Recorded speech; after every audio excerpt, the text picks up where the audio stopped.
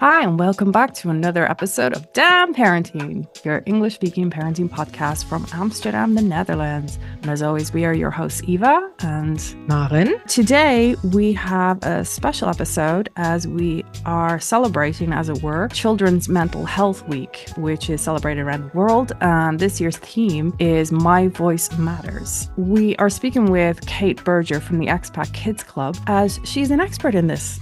I think is the only way to put this. So A real expert on children's mental health. Exactly. Not like us Googling away opinions and we're the Google doctors.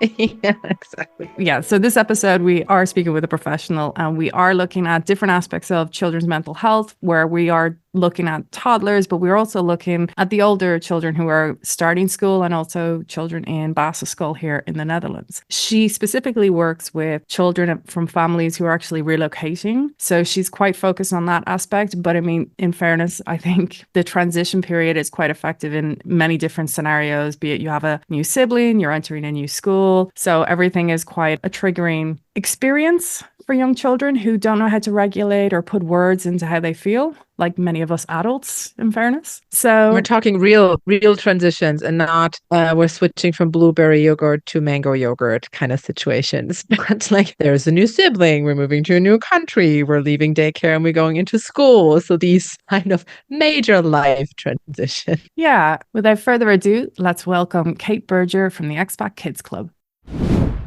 And with that, we'd love to introduce Kate. Hi, and welcome. Thank you for joining us here on Damn Parenting for today's episode.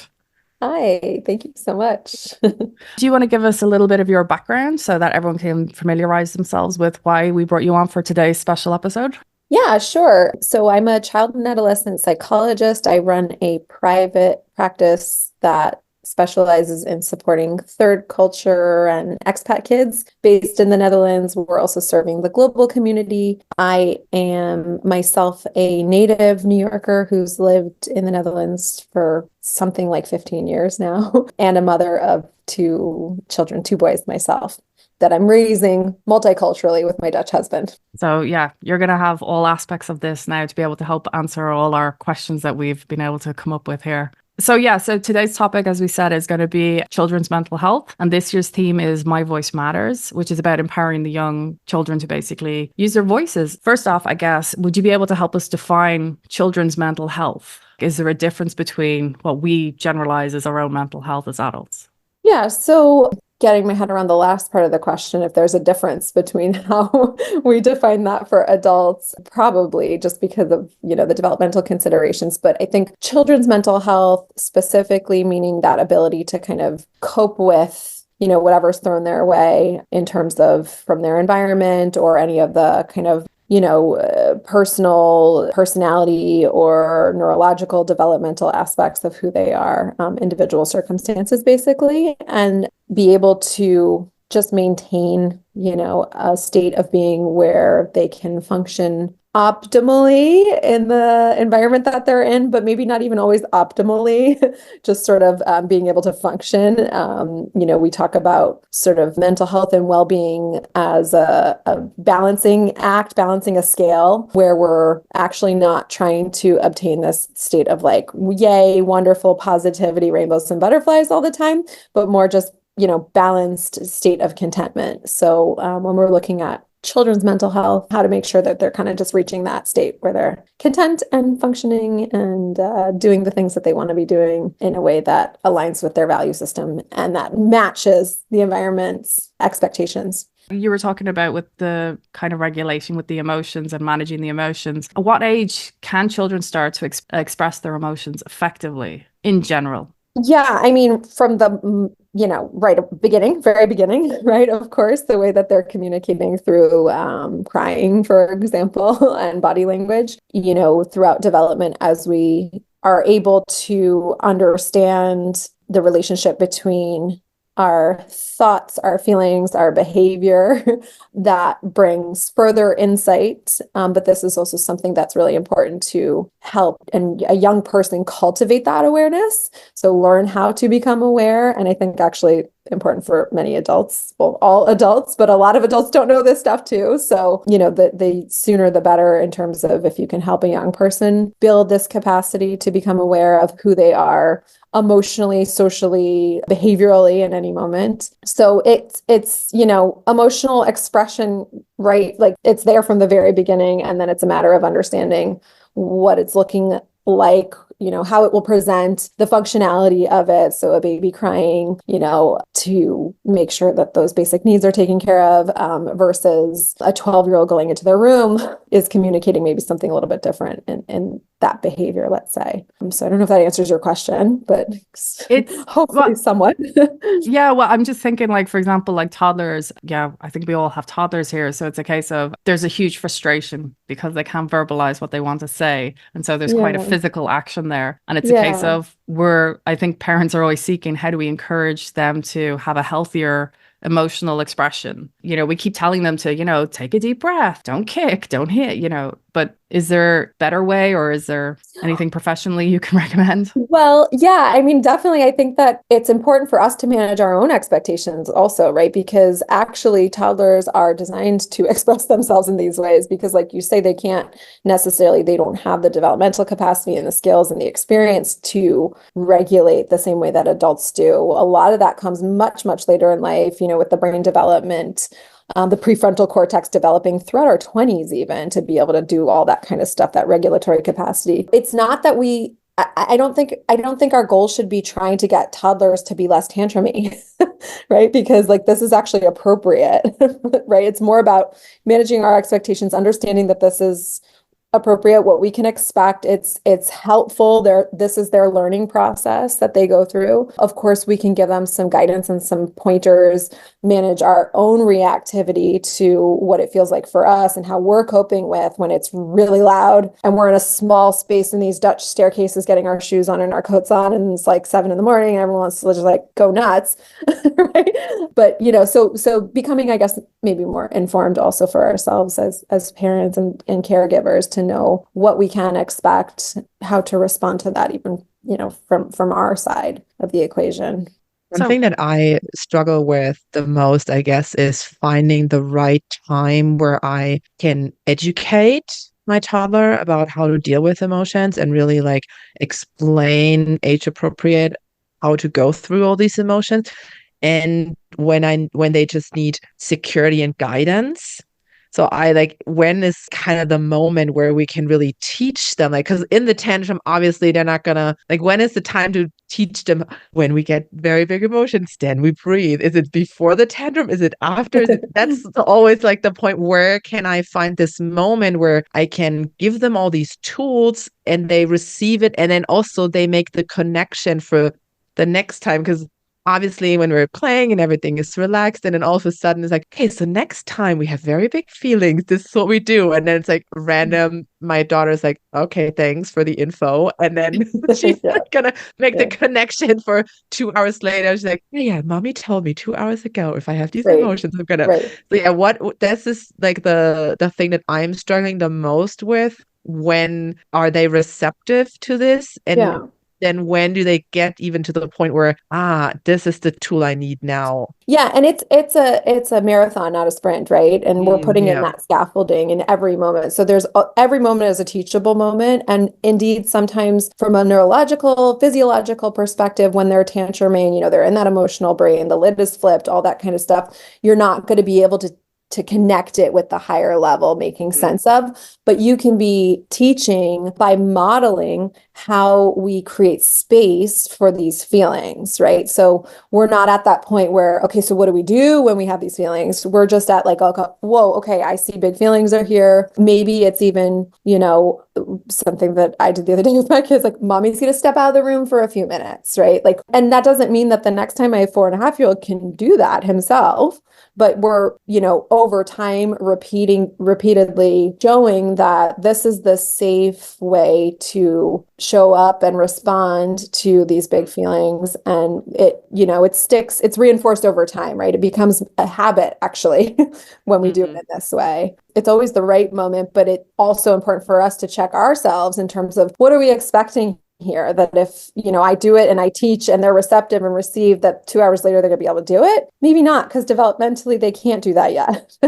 Right. But it's just kind of like step by step by step, bringing it in, scaffolding or long-term getting there eventually. So that, because we say all the time in practice when we're supporting a family and working with the parents, like, we're raising adults, we're not raising kids, right? So we're preparing them for adult life.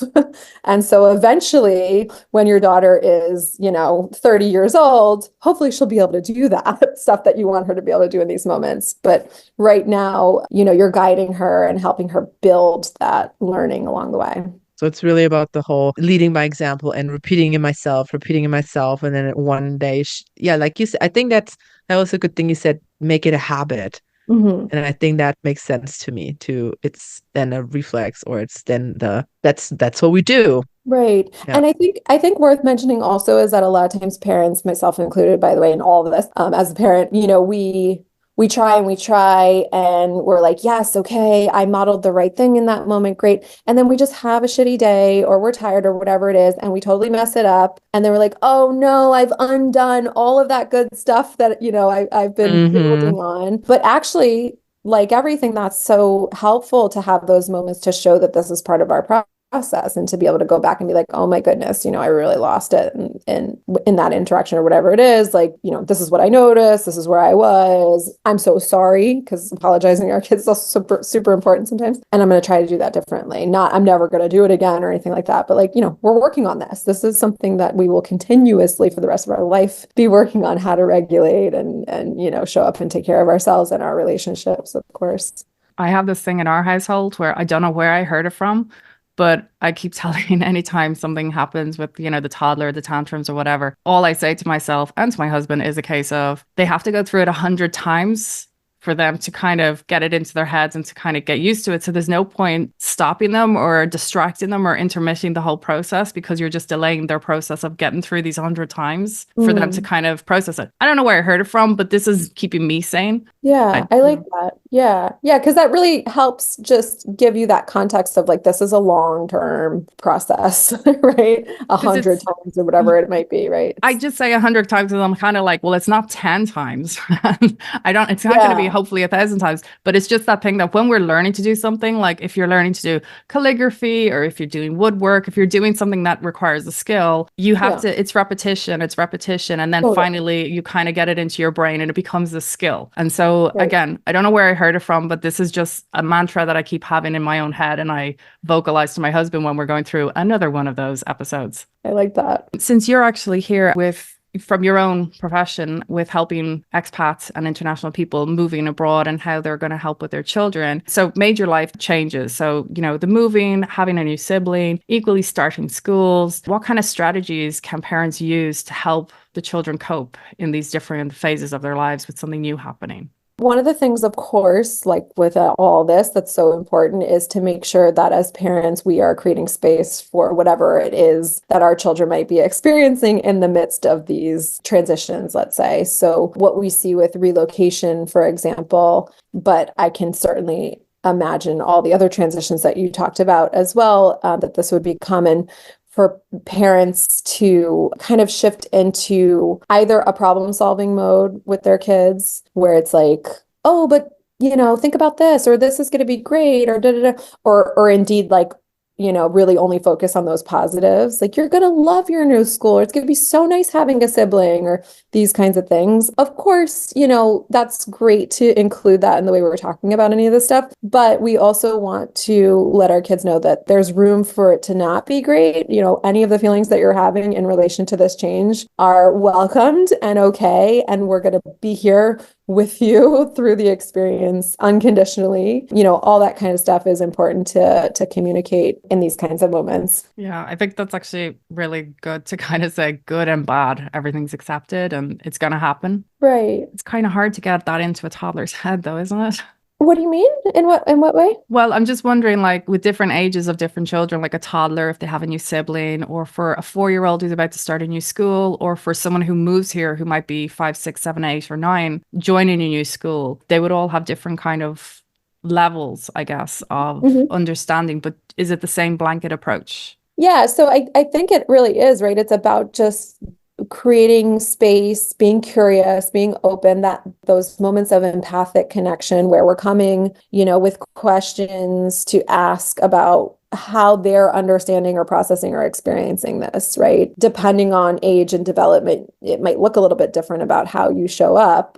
It might be something like, for a really young kid, like let's draw or color what you're thinking or feeling about this. For an older kid, it might be a more kind of directed kind of conversation where you can ask questions specifically about, hey, what are some of the thoughts that are coming up for you in relation to this, change that we're about to go through, sort of thing. But I think the main point is really that there's that openness, because again, and with a lot of this stuff, don't forget parents, we're in that problem solving mode ourselves. If you're moving to a new place, a new baby is coming. I mean, gosh, there's so much planning and, so many things that have to be organized and are happening, or changing schools, meetings, all this kind of stuff that we get in that doing mode. And it's so important to just slow it down, shift gears so we're much more able to just be with our kids and ourselves. It's always coming back to ourselves, right?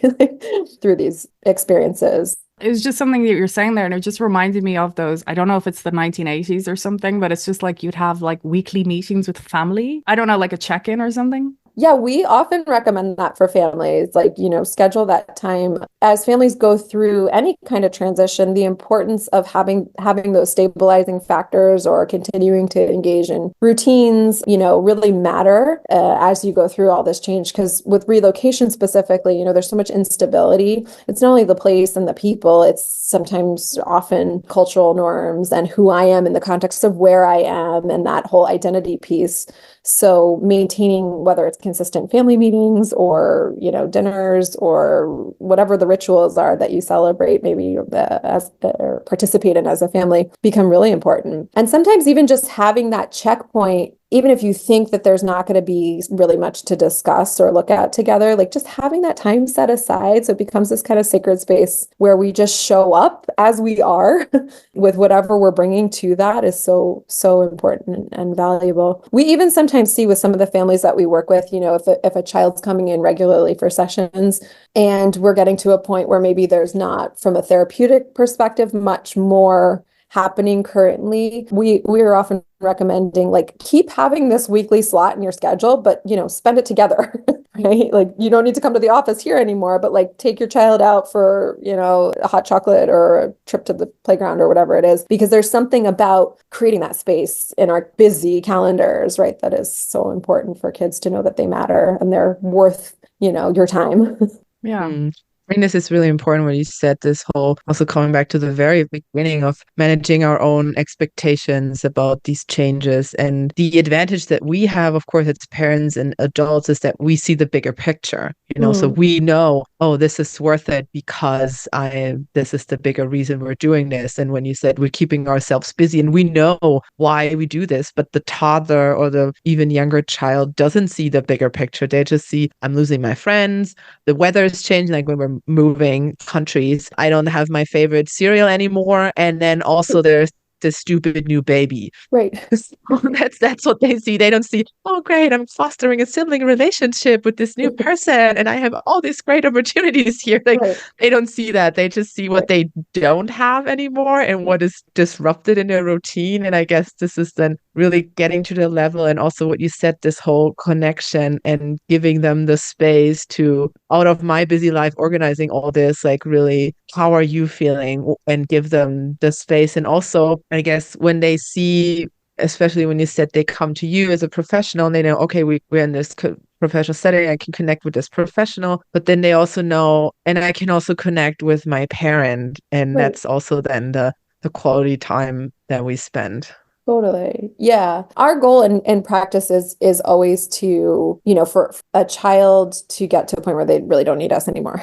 Right. Mm-hmm. And if that means helping cultivate and foster a better relationship with their parents and, use that time that you come to see us to spend it with your parents, I mean, I'm saying it really generally. Of course, there are good reasons for people to engage in therapy, but there is something to that making time for each other part that's so helpful. The fact that it's a case of the child feels they can talk and like their voice Right. matters then. Yeah. And how important do you think is it to connect with other people in the children's life? So with teachers or with daycare teachers or whatever, like to have that conversation openly, like, okay, we're having this transition right now, or we just moved here and these are the struggles. Should we get them into the boat? Or is this then seen by the child as, oh, the adults are teaming up and now I'm like alone? And so, yeah. Yeah. Is it clear what I'm saying? I don't know. Think Yeah. so. I mean, When is it good to really make this broader connection with someone outside so we can, as two people or like as a team, look on the child's development? Or is it they need to find their connection with them and we separately do it at home? Or, yeah. mhm. I mean, I am a big believer in support teams, just because as humans, right, we're social creatures and we just there's so much benefit from being a part of a group, a community, a support team. So in a very general sense, it's beneficial to engage the relevant parties in supporting a child, of course, providing that consistency across environments in terms of maybe language that you're using or ways you're talking about certain things, or for, a teacher to know what's happening at home or vice versa. That's usually very, very helpful. There might be exceptions if a child is old enough to be able to say that they don't want that type of communication happening for some reason. Of course, we want to hear that and explore why there might be resistance there and honor if it feels like it's appropriate, safe, and relevant, or challenge it if we have a different perspective. But, I think also because we wear a certain hat in supporting our kids as a parent and biologically are wired to react and respond in certain ways to it's the same thing. Like you hear another kid's baby crying and you're fine. You hear your own baby crying and you're like, right. So, we're not always going to see it with the objectivity and clarity. And so it's useful to have that in certain situations from other people. So generally speaking, I think it's really a good thing to have the support structures in place that in a collaborative way. Mm-hmm. Would you be able to help us then figure out with this, like when you're actually trying to, for parents to strike a balance between fostering the independence, yet also being able to provide the secure support system? So like you said, talking with a teacher, or if the child voices their concern, that you listen them out to see if if it's relevant or not with what they're stating. How do you strike that balance of, making sure that they are independent, but that they are knowing that they are fully supported? So, you want to, like, if it's the situation where a child doesn't want you communicating with the teacher, for example, at the end of the day, what we also say to parents is that it's important that your kids know that you are upper management, right? You are going to take the feedback and the questions and hear their perspectives, of course, that come through the suggestion box, like if you were in a corporate office, right? But at the end of the day, you will ultimately be making the decisions that you think are aligned with, the family values and how you can best support your child. And it is important to, communicate that also in a way where you're letting your kids know that it's not a dictatorship, right? You really are listening to them. They need to feel like they are actually heard, right? So they might say, I don't want you to talk to my teacher. Okay, help me understand that some more. Okay, right? It's not that it's like free reign for them to just say like, you can't, because it would be all day long video games and not talking to the teacher and eating crap, right? And like if they were allowed to run the show. On the other end, we don't want to be just like, no, I'm doing this anyway. no video games and no sugar, right? Because that's very extreme. So we want it to be more democratic than that. But also at the end of the day, our job as parents, and I even say this to my kids, I'm like, look, like you guys know, and they kind of like laugh already. They know that I'm like, you guys know you remember my job, right? And they're like, yeah, your mom, right? And I'm like, yeah, that means I can't let you eat sugar all day. Like, I would love that. That would be awesome. I'd love to eat sugar all day too, but we can't do that. I can't do that. I'd be doing a bad job, right? So like, letting them know that ultimately I take this job really seriously. And number one is safety. Number two is health, which kind of spills into the safety category, and love and support and all those sorts of things. And then we can go from there, so that it's fair and reasonable, but it's also with boundaries, right? Like I'm in charge and you can trust me that I will be in charge, right? We know the research is clear, of course, all that attachment stuff that kids do better when they feel safety and security in terms of having that parental structure in place that they can lean on and, fall on often as well, right? It strengthens their sense of safety and security in the world. I'm in charge. I am actually running the show. I think you need to come into my house. Yeah, you need to come into my house because it's the other way around and it's a dictatorship by my toddler here in this house. So I got to figure that one out. When we talk about the feelings that come with transitions or anxiety or feeling angry or scared or anything, is there anything in particular, or is it a time frame or an intensity of feelings that we as parents can look out for? What is in the normal scope? And when is there a point where we should pay attention to, like this anxiety is actually like tipping over, not in a, putting this in quotations, healthy and normal scope, dealing with the situation, or the anger that they're having is, we've moved here 2 years ago and the child is still super angry about, like, when is there any markers that we can keep an eye on where we say, okay, this is totally normal within the frame, within the scope, and this is something that needs to be addressed. And of course, speaking from a perspective that we're dealing with a healthy child, so non-neurodivergent or anything, that is like the baseline. Yeah, I mean, of course, everyone's going through a transition in their own time and in their own way. So that's important to keep in mind that, your experience through this transition curve, and there is research, and you can Google it and see the transition curve of like the honeymoon and then like the settling in and all that kind of stuff. It's hard to pin that to an actual timeline. Again, just because everyone's going to go through it in their own way. But some of the things that you'd expect in terms of like the pre-departure, lead up, and then that time where you're actually landing and settling and all of that. They say something like the first year, or the year of the transition itself is where most of this stuff takes place. But having said that, and we certainly work with kids that, are processing different aspects of relocation years later, especially if there have been multiple relocations, or, there's so many factors involved. If there wasn't sort of opportunity for them to process the complexity of what they were going through because maybe they were, a part of a family that was not necessarily comfortable creating space for emotions or things like that. There's no real timeline or marker per se, but I think that generally, you can keep an eye on behavioral changes, of course. So if a child is shifting in any kind of way where they used to like doing things and not doing it anymore, or you're seeing like a major increase in tantrums or resistance to certain things, those would be the kinds of signs and that's usually when we hear from people with inquiries of like, hey, this, we moved 6 months ago, my child seems really angry, or, hasn't made friends, or whatever it might be. And so that would be a reason to kind of explore it further.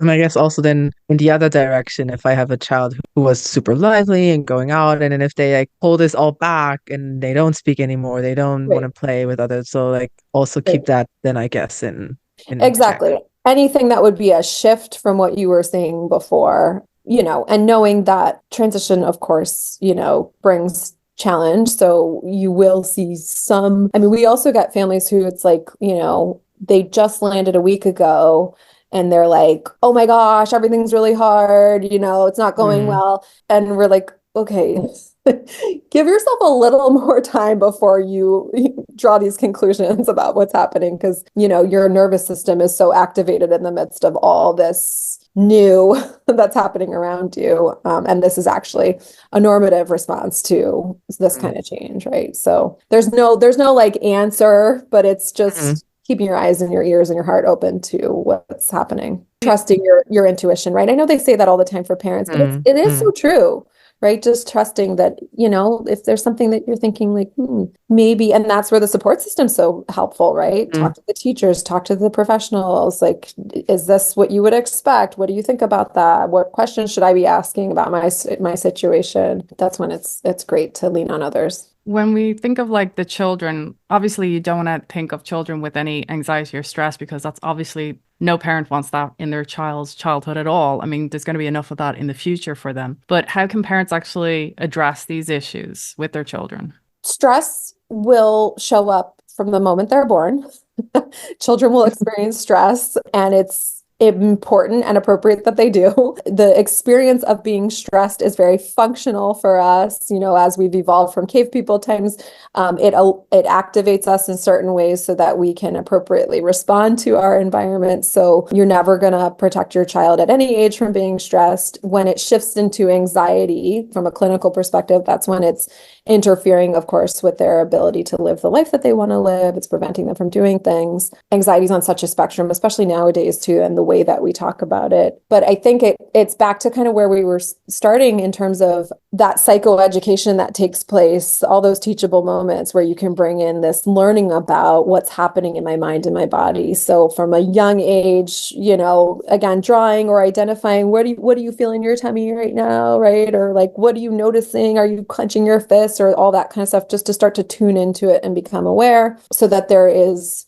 language, whether it's verbal or other ways of expressing ourselves, to communicate, that I'm needing some support, right? So yeah, learning and talking about it and sharing it together. And sometimes that's, again, modeling it, noticing, oh my gosh, I'm having such a hard time, or I'm feeling so stressed, or whatever it might be. We use a lot of scales also, or thermometers, right? Like on a 1 to 10, or red, yellow, green, that kind of stuff can be really helpful too. Is it also helpful if we communicate how we feel with the child? So is it okay if I say, oh my God, I understand, I'm also super scared, like we're in this new city and mommy is also nervous? Or is this gonna make the child feel, oh shit, mommy feels insecure, like she's not, like, this is the question, how much do I communicate? Of course, I know that I'm not gonna, my child's not my therapist, obviously, Right. but how open should we be in order to make a connection and a bridge?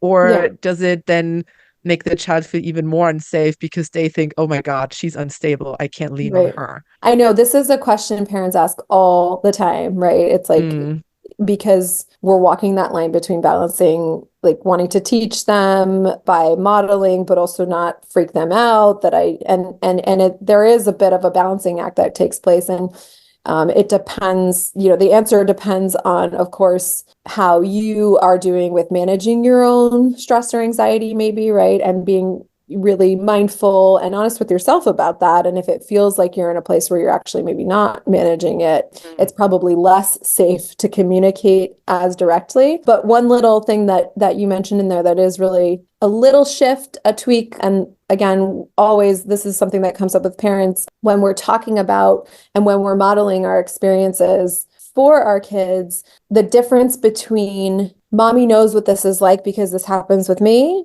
versus this is what happens with me. Is this what you experience? Or is this similar to what you go through? Right. So I don't know what my child is going through because I'm not my child. You can never really know from it. But that openness, that curiosity of like, okay, so here's how it happens for me.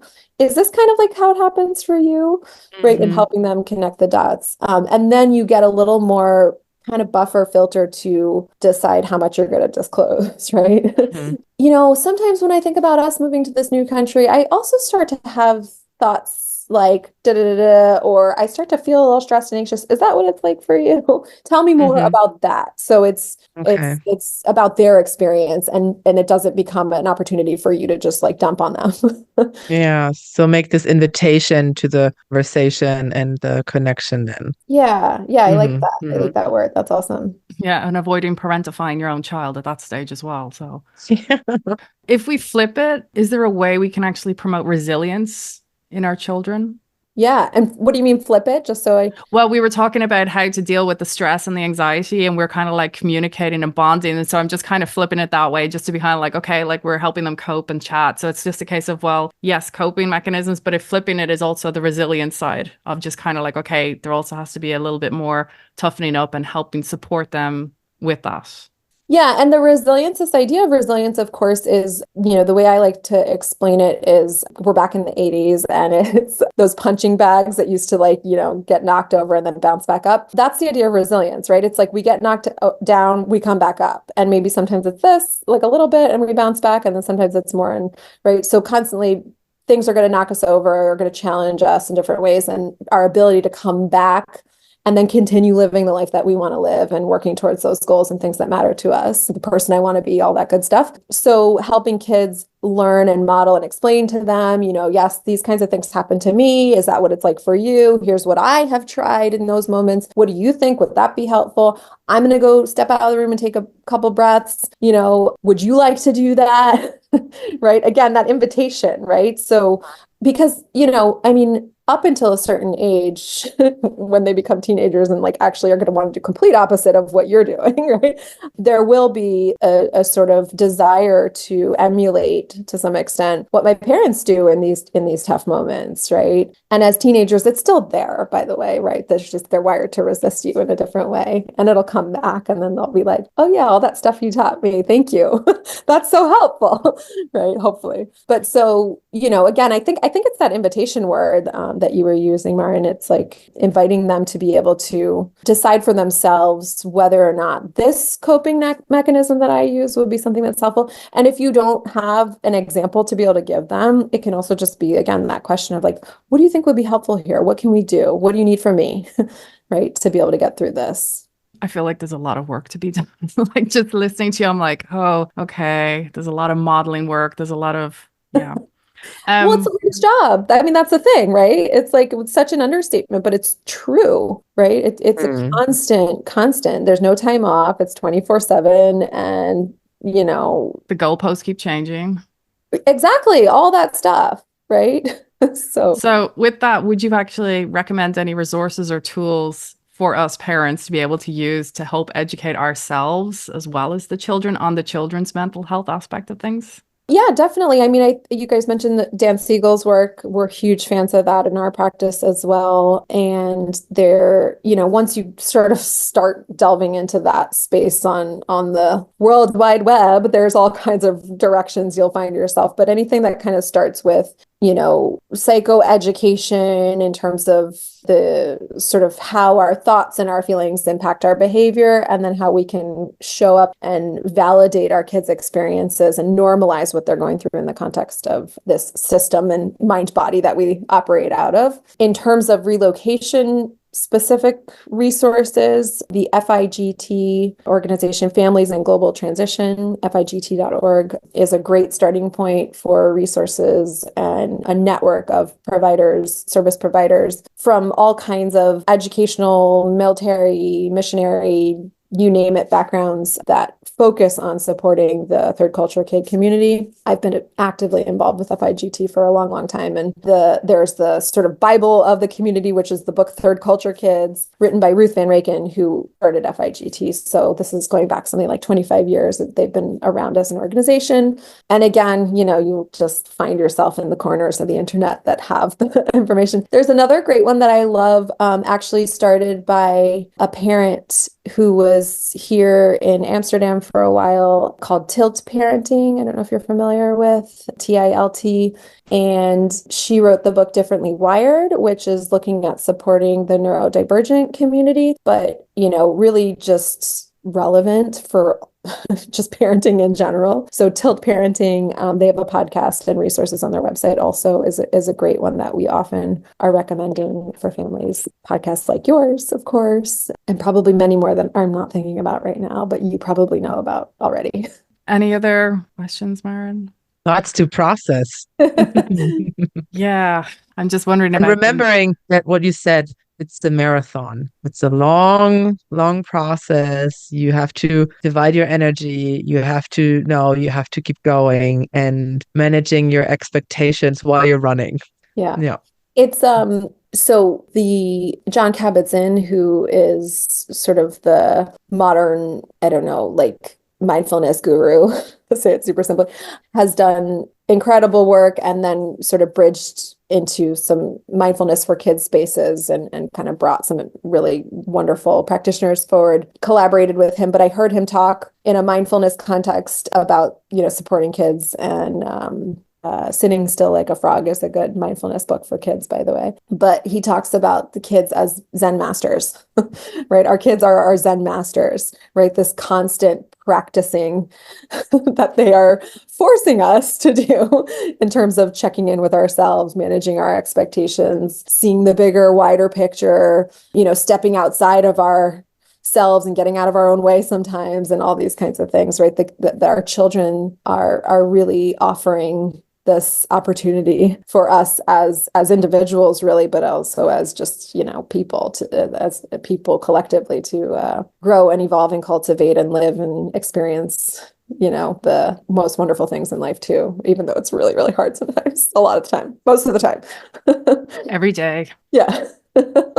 Okay, well, look, with that, thank you so much. Honestly, there's a lot more questions I can ask right now, but as we said, I think we actually got quite a lot out there that we're going to have to process as parents first off, but it's also a case of the whole modeling thing and kind of getting into the mind of that, and also listening to our children. And I think that's a whole learning thing for parents to be able to undertake, because it's going to be a huge undertaking for parents to actually sit and, hear them out, basically, when it's a case of we're not a dictatorship, as you say. So with that, we're going to say thank you so much. Probably we'll be back in touch with you for something else in the future, because there's a lot more questions that need to be asked, I think, out there. For now, thank you so much for your time. Yeah, no, well, thank you also for having me. And, this was a great invitation for me to remember some of this stuff, because I need to be reminded too. So thank you both for the important work that you're doing, and looking forward to continued collaboration. Thank you. I'm always so happy to have these psychological experts on, because I can ask so many questions that are relevant for my parent. Free therapy. My daily life. Yes, exactly. So we already have this with Naomi, but now we had this with Kate, and just, again, so helpful to check in with an expert and actually get to ask your questions, like I did with the whole, so am I oversharing my feelings? Am I oversharing stuff? And it's good to hear, no, you're not oversharing, but let's make sure it's in a age appropriate, acceptable frame. But that's always good to hear that I'm not doing it totally wrong. So that was reassuring. And I thought what my main takeaway was really this whole thing that she said of managing the expectations and really putting it into what can I really, well, I don't even want to say expect, but wish for that I receive as a reaction from a 3-year-old or 2-year-old or 5-year-old even. And that really, the constant reminder of their brain is under construction. And that is, for me, always, you cannot hear this enough, because of course I'm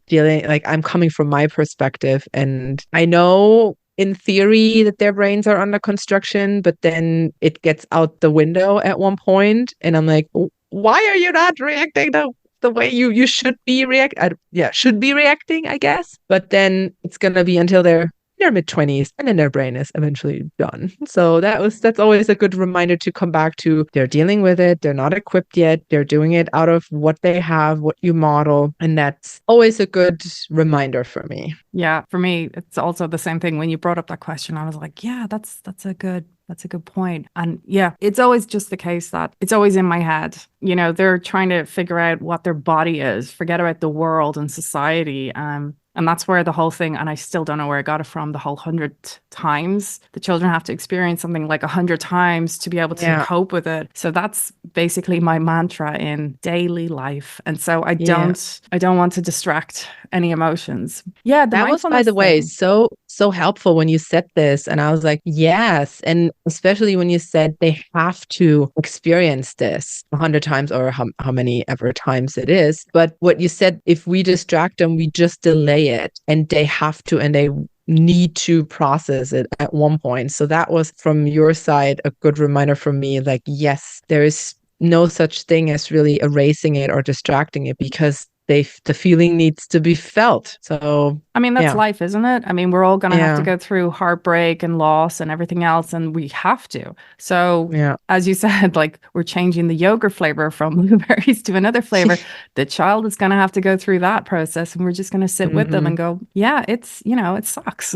I'm absolutely grateful for Kate because she has a wide array of different age groups that she's working with. And the fact that she was actually saying, you're booking this session every single week, and maybe you don't still need this, but please take this into account, still spend this time, And that's the thing is as you mentioned, like the Dan Siegel connection before correction thing. It was a case of that actually is quite a note in my head of, in the future, it's going to be a case of have that special thing, my husband takes my daughter out maybe for daddy-daughter dates, or, mommy will, I don't know, pop popcorn and we can watch movies when she's a little older or something. So it's kind of making something like a ritual and something special for each other. Yeah, I thought that was also really nice when she said this. Yeah, this remark of still spend the time with your child. It's still an appointment. And if I'm not there, she isn't the professional, it's still the time is there to connect. And I thought that was really, again, a good reminder to really make this time really the quality time. I'm really dedicating this time now. I'm not distracted by the phone or cooking or cleaning or whatever 100 things are going on, but really focusing only on the connection. And that was, again, I mean, it's like all these things we know in theory, but then they just go out the window when the daily life comes in. And I'm so grateful that we have these constant reminders of the professionals saying, go back to the basics, go back to connection, go back to understanding, go back into their world.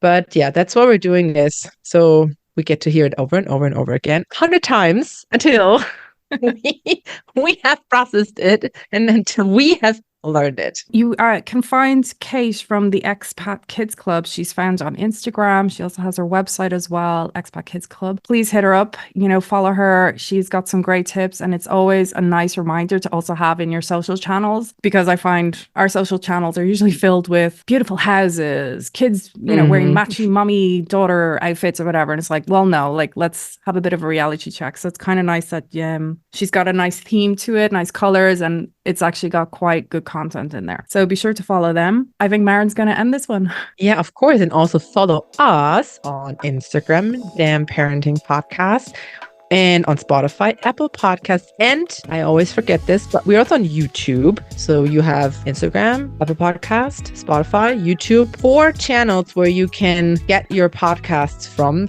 us, the information. Every Wednesday, we drop an expert episode. And mostly every Monday, we drop a Damn Chats episode. That's it. So make sure you hit subscribe, like, share this episode with anyone who this might be interesting for. Activate the bell so you get notified when we're there with a new episode. And give us some stars so we get recognized and can keep up this good work. So with that, we're going to end Your Voice Matters episode. Listen to your children. Bye. Bye.